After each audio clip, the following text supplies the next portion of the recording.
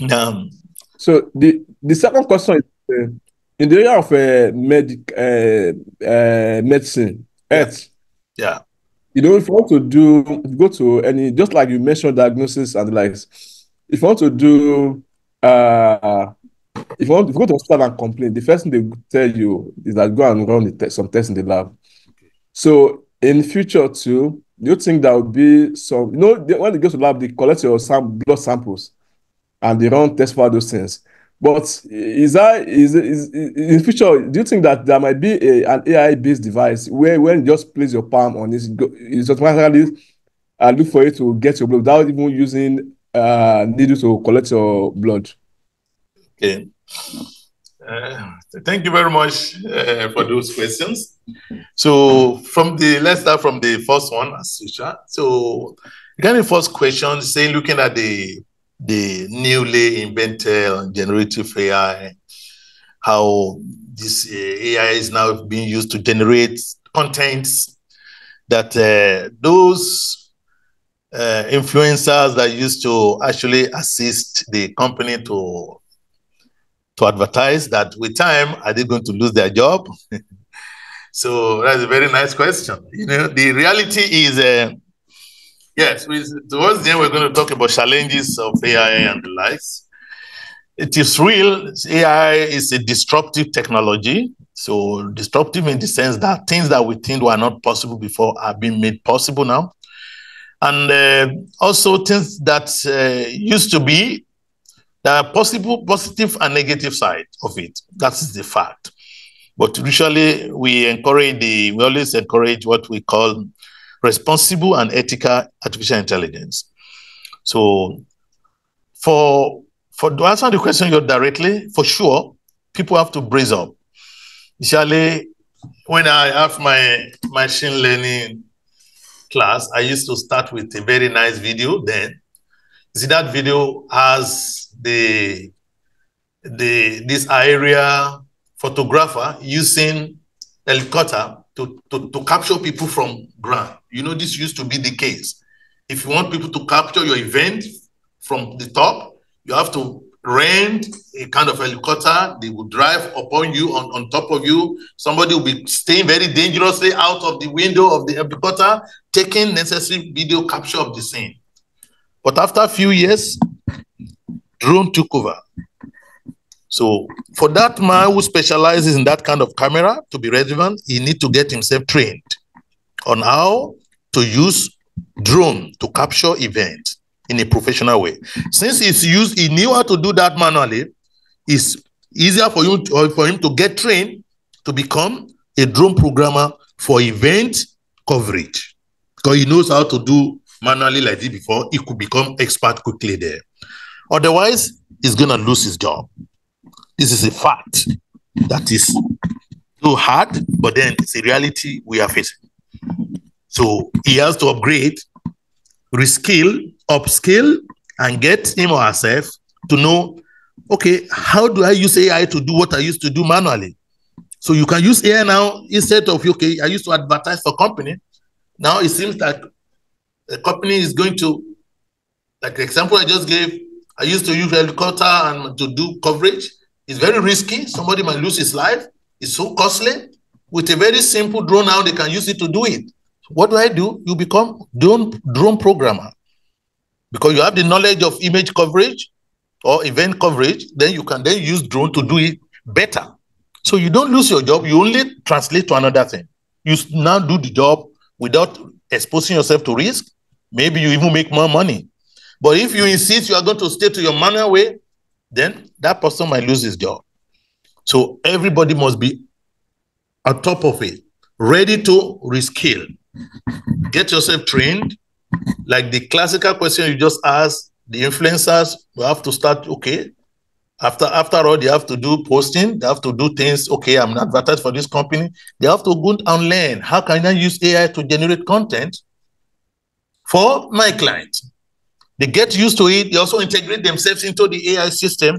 Otherwise, for sure, a lot of people are going to get their job taken over by the people who want to use AI. That is a reality that is downing. So in one of the course I took this semester, I remember there is a particular title that jobs are categorized. There are low risk jobs and there are high risk jobs. That is high risk jobs that can easily be taken by AI. People have to be aware of this. So is my job high risk? Is it low risk? Then you can start thinking of alternative, because it's a technology that we might not have the capability to stop actually. So that's why we have to key in to see how can we use it positively without creating a problem. Some jobs, some automation are not necessary if government has control over it. You see, just to preserve some job for some people. For example, there are some states in the US, automating the benzene station is not allowed.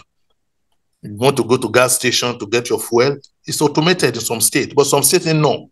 You have to employ somebody to sell the fuel to someone, just to preserve jobs. Government need to do this at some point in time. Otherwise, so many people will lose jobs as automation keep going. There's some automation that we just have to say, it's not everything that is doable that we do. The government might have to say, no, policy, you don't do this at this point in time. Give people time to train themselves, to get used to the new system, then you can then implement that area. But if we keep implementing everything as it is going, I'm afraid a lot of people will lose their job. So you have to retrain, you have to reskill yourself so that you get relevant with the new technology that is coming on board. There's some very high risk jobs. These are jobs that can quickly get lost. You can lose your job if you belong to these high risk job levels. Even managers before now used to be not high risk, but they are moving to intermediate now. Why? Because there are a lot of data-driven decision making now. That if just an average person can take some very unique decision because of AI is already taking it for them. They just need to start implementing. Before we need the manager of 20 years, 30 years of experience. But now they say, no, just an average person, a middle-aged person who just started a job a few years ago, he can take the position of that manager. We are paying that manager how much? We can pay this guy cheaper one, lesser salary, and it's going to do better decision making than the experienced one, because his experience is being taken over by machine learning. So these are realities that are already happening and continue to happen. So the manager also has to be able to know, oh, I need to also be AI savvy. I need to know how to use AI to enhance my capability. By so doing, you are not left out of the show. So I hope that clarifies, answer the point, the question. Regarding the second question, and that is medical, in the area of diagnosis. So medicine is one of the areas that it will take. So I have seen people saying, oh, AI will take over the job of doctors, this and that. And I have seen people also who are always afraid of this. I personally experienced it where we were trying to get data for diagnosis. And a doctor told me, said, Doctor, Prof, you're going to take our jobs. He doesn't want to cooperate. I said, no, we're not going to take your job. I said, I'm working on preemptive diagnosis. I mean, there are some areas we are going to work. It's real because people are already afraid of it. Because if you are a banker, you know bankers before. A lot of people lost their job when banking became automated. Now, today, you go to some banks in developed countries or developing countries, you'll be surprised that in a single branch, maybe only 3 people or 4 people are there.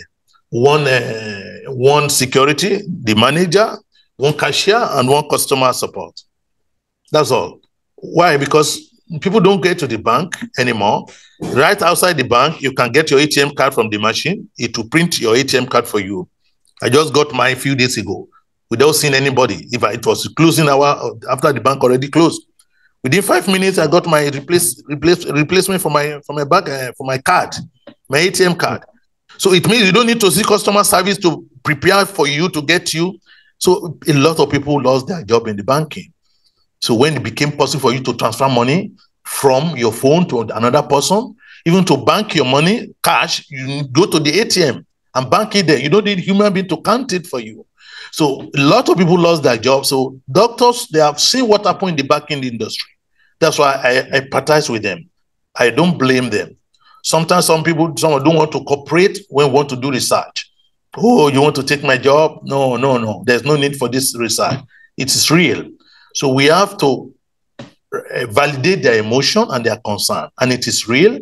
But however, I personally believe there's a lot of areas we can concentrate it on more. rather than threatening doctor that you are going to lose your job. No, we're going to need doctor for a long time, as a matter of fact. We cannot compare doctors with the other influencer and the like. No, doctors do some work that are unique. Yeah, the human aspect of it has to be there. Of course, we have a system of surgery, machine that can carry out surgery with supervision to avoid mistake. What I propose in the field of medicine for me is what I call aided. See, computer-aided solution. Use it to support doctors. For example, we've read very horrendous stories of doctors forgetting instrument inside their patient after surgery. We can avoid this kind of mistakes by doing what? By making sure that we have robotic assisted surgery. It counts the number of material that came in, and it will not allow you to close the operation room location without you accounting for everything. Monitoring the patient while the operation is going on so much area. The doctor will leave it there, but we can assist them to make it better. As for diagnosis, as you mentioned, actually there are some ideas that, okay, can we really even do diagnosis without visiting clinic? By questionnaires. We've noticed some people suffer from diabetes without knowing. See, we've had friends who suffer from this, suddenly develop high side problem. When they went to share, they say, you didn't know you had diabetes? Your blood pressure, your blood sugar is so high. So for many years, he's been suffering from this silently, but he didn't know. He was not having this frequent urination that is a common characteristic we look out for. So such people, because either they're busy, they don't have the capability to go and check themselves in the hospital because they're so busy, even if there's facility. At the same time, also, some people, they don't have the financial capability to check up. Me telling them to go and check yourself in the clinic, it's like, oh, how do I get the money? So we are developing a particular system that, okay, can they really check them? Can we do a diagnosis for people without any medical test? You don't need to go to laboratory. Just few questions. You see? Few questions, questionnaire. We build a machine learning model based on the data, and then people can then test it and say, oh, simple questions. It has been done on online data set. We're already getting like 90-something% accuracy. So it is possible to be brought to any community to be able to assist the poor who don't have the financial capability. At least you know that, oh, you're having this disease. Then they can then sort for the solution. So I used to tell my friend doctors, I said, look, some of the area I'm concentrating is preemptive diagnosis. People that thought they are healthy, they are playing football. However, they already had chronic disease in them. They don't know. So we have building a system that can preemptively diagnose you when you think you are healthy. We check you with our machine learning system and detect that you are actually having this disease. So then we recommend you to follow with doctor. So I told the doctor, we bring more customer to your clinic, actually. We are not taking your job. So just to allay the fear. The reality is a lot of cooperation that can come between AI, medical practitioners. There are a lot of technology now. You can scan someone's finger, back of the hand. You can scan it to detect the blood type without piercing any needle to someone. You can detect the blood type and many other things you go to laboratory to do. So technology is really going at a very high speed, especially facilitated by AI. For a medical practitioner, for sure, we're gonna still need a lot of them, but my advice to my colleagues also, we cannot oppose technology. We just need to see how can we bring technology to our own practice, reskill, join the team, and then you can use it to improve your medical practice. So thank you very much. I hope I answered your question. Thank you very much. Yes, sir. Thank you, sir. Thank you very much. So thank you very much as the questioner for the day. So this is what we're going to have. So like I already mentioned, we're going to hopefully have presentation of AI and machine learning in medicine and biomedical applications, the opportunities, the challenges, and the realities. Hopefully in the future, we'll have the opportunity to look in those directions. Once again, thank you all for being part of this another day. So we look forward to again seeing you by the grace of God by next week. Thank you very much all. And also do remember to also tell your friend about this kind of setting. So where we try to educate ourselves on this latest technology, benefit a friend. Hopefully, you might not know who, you might tell that it might be of help to him or her in his own field of specialization. Thank you all.